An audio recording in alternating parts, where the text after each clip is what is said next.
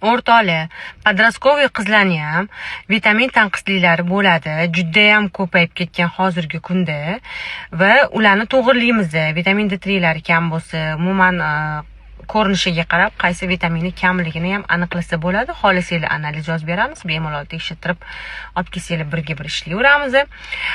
Va gijjasi bo'ladi. O'sha gijjasini ham tozalashimiz kerak bo'ladi. Agar чтобы fitnessdan keyin ketib, yana qaytib semirib ketmasligi uchun bolada gijja bo'lsa ham shunaqa holat bo'ladi. Gijjani ham har xil bo'ladi. Bolani tanasida o'sha belgi bergan bo'ladi, belgilari bo'ladi. Har xil belgi bo'ladi. Har xil gijja har xil belgi beradi. Har xil joyiga belgi beradi. O'shuning uchun ular bilan tozalab, to'g'irlab ishlasa yana ham zo'r bo'ladi. Qizingizni olib kelyapsiz, bir marta kelganda zo'r bo'lib qolishini xohlaysiz-ku, dal shunaqa bo'lishini. Uning uchun do'tavo ishlash kerak bo'ladi, o'rgatamiz.